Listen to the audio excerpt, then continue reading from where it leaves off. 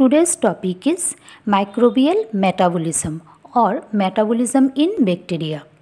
Here metabolism refers the sum of biochemical reaction which is required for energy generation and the use of energy to synthesize cellular material. Hi, I am Manti and in this video I am going to discuss about substrate level phosphorylation. This video has a brief description about the overview of metabolism. In order to understand metabolism, the nature of energy and the laws of thermodynamics must be considered. So, it will be discussed in another topic. As we all know, microorganisms display an amazing array of metabolic diversity, especially in the terms of energy source and energy conserving process. Although there are basic principles and processes which is common for all microbes, and this will discussed in this video. This we all know that the cell structure of organism are assembled from various macromolecules, that is from nucleic acids and proteins, and macromolecules are synthesized from monomers and other building blocks, that is from nucleotides or amino acids, which are the product of biochemical pathways that begin with precursor metabolites from pyruvate and alpha ketoglutarate. In autotroph, the precursor metabolites are arises from carbon dioxide fixation pathway, and in heterotrophs they arises from the reaction of central metabolic pathway. Reducing power and ATP are consumed in many metabolic pathways. All organisms can be defined metabolically in terms of their energy source, that is carbon source and electron source. In the case of chemoorganotrophs, the energy source is an organic molecule, that is also from the source of carbon and electrons. And for chemolithotrophs, the energy source will be inorganic molecule, that is also the electron source. The carbon source either be a carbon dioxide or an organic molecule. For photoautotrophs, the energy source is light. The carbon source can be carbon dioxide or organic molecule, and the electron source can be water, that is oxygenic phototrophs, or another reduced molecule such as hydrogen sulfide, that is seen in case of anoxic phototrophs. Photolithotrophs are usually autotrophic. They use carbon dioxide as a source of carbon source. However, some phototrophic microbes are known as heterotrophic also. The interaction of the nutritional type of microorganisms are critical to the functioning of the biosphere. The ultimate source of the most biological energy is visible sunlight. Light energy is trapped and reducing power is generated by photoautotrophs and are used to transform carbon dioxide into inorganic molecule such as glucose. Next, heterotrophs use variety of carbon sources. Glucose is being the simple and wide variety of microbes. This glucose can be taken up by bacterium through diffusion. There are three possible pathways which is available in bacteria to use glucose. These pathways are fermentative type or substrate level phosphorylation type. And in this video I will discuss about substrate level phosphorylation, that is EM pathway, phosphocatalysis pathway and ED pathway. Next is about EMP pathway. It is also known as glycolysis, which is the first step during respiration. It takes place in cytoplasm and it does not require oxygen. It is the metabolic process that serves as the foundation for both aerobic and anaerobic cellular respiration. In glycolysis, glucose is converted into pyruvate. This glucose is a 6-member ring molecule and it usually results for the breakdown of carbohydrate into sugars. It enters cell through specific transporter protein that move it from outside the cell into the cell's cytosol. All of these glycolytic enzymes are mostly found in the cytosol. Then for the process of this EMP pathway, it required 10 enzymes, that is hexokinase, phosphoglucose isomerase, phosphofructokinase, aldolase, triose-phosphate isomerase, glyceraldehyde 3-phosphate dehydrogenase, phosphoglycerate kinase, phosphoglycerate mutase, anolase, and then pyruvate kinase. These are the 10 enzymes which are mainly used in this EMP pathway. So, in the first step, glucose is converted into glucose 6-phosphate by the help of the enzyme hexokinase. Here, glucose ring is phosphorylated, and phosphorylation is the process of adding a phosphate group to a molecule which is derived from ATP. For that, in this step, one molecule of ATP is consumed. The reaction occurs with the help of the enzyme hexokinase. It is an enzyme that catalyzes the phosphorylation of many 6-member glucose-like ring structure. Here, atomic magnesium is also involved to help the shield of the negative charges from the phosphate group on the ATP molecule. The result of this phosphorylation is a molecule called phosphate 6-phosphate. Thus, it is because of the 6 carbon of the molecule acquires the phosphate group. Then, in the next step, the rearrangement of glucose 6-phosphate into fructose 6-phosphate by glucose phosphate isomerases or phosphoglucose isomerase. Here, as the enzyme name suggests, that this involves isomerization step. This reaction involves the rearrangement of the carbon-oxygen bond to transform the 6-member ring into a 5-member ring. To rearrangement takes place when the 6-member ring opens and then closes in such a way that the first carbon became the external to the ring. Now, in step number 3, phosphofructokinase with magnesium as a cofactor changes fructose 6-phosphate into fructose 1,6-bisphosphate. In this step, one molecule of ATP provides the phosphate group that is added to the fructose 1,6-bisphosphate. The enzyme that catalyzes this reaction is phosphofructokinase.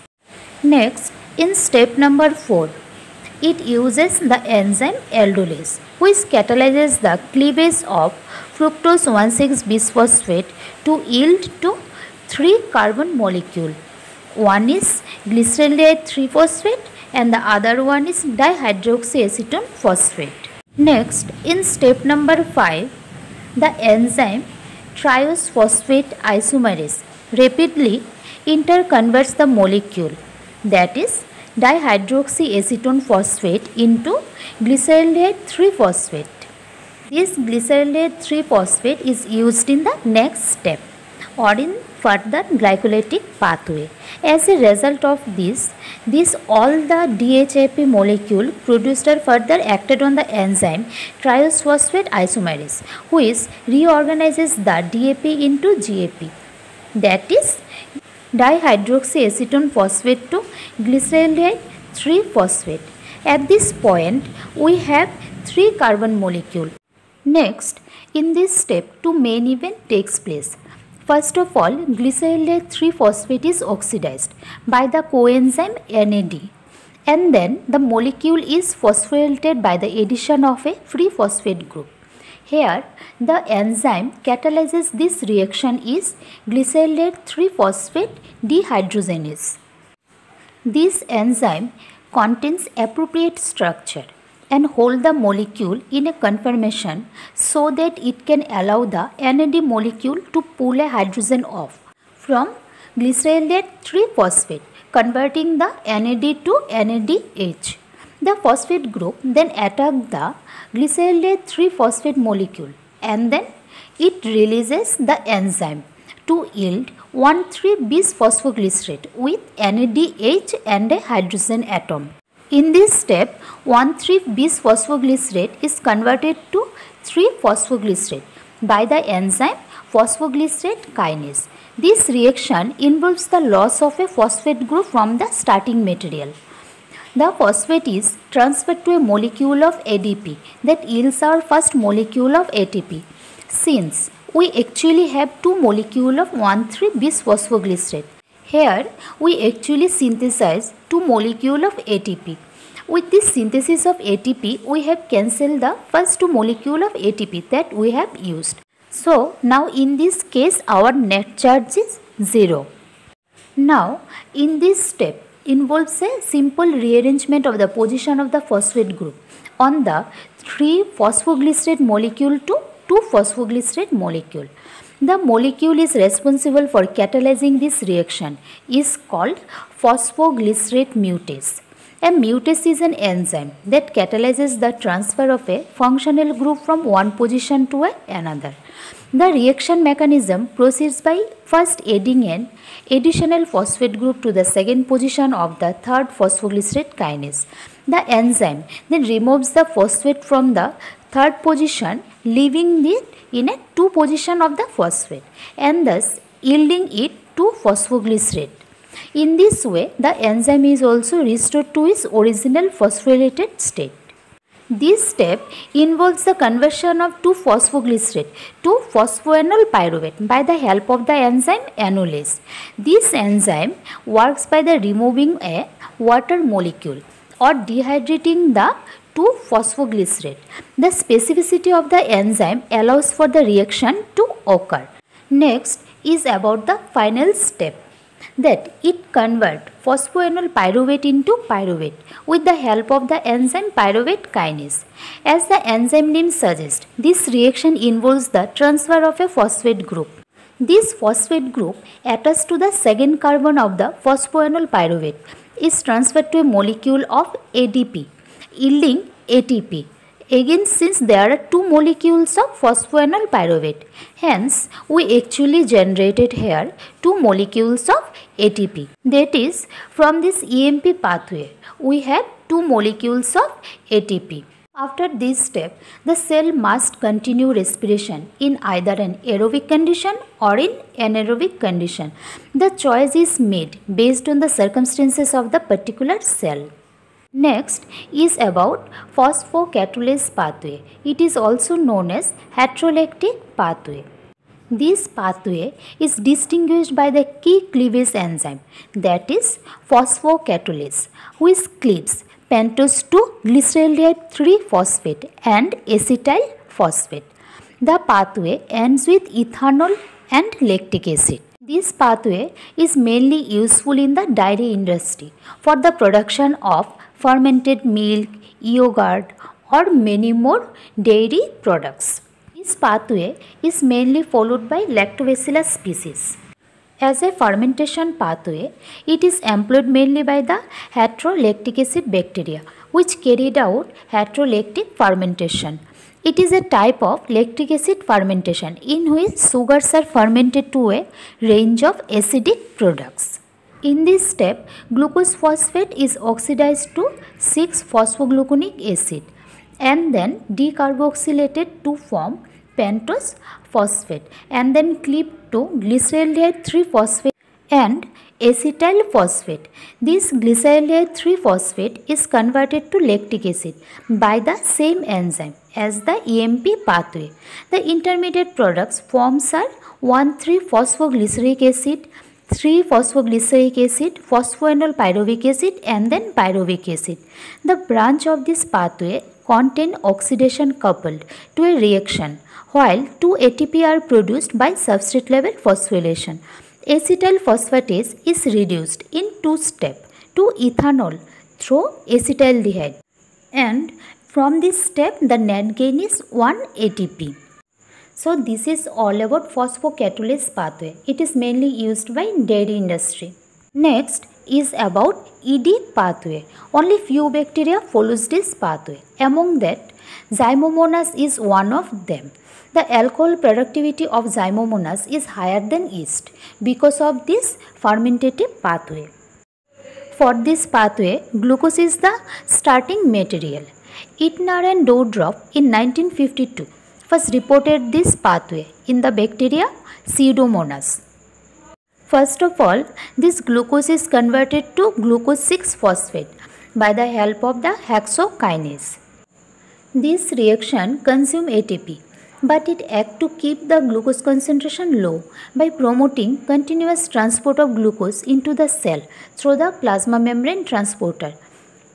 In addition, it blocks the glucose from leaking out. The cell lacks transporter for glucose 6-phosphate and free diffusion out of the cell is prevented due to the charged nature of glucose 6-phosphate.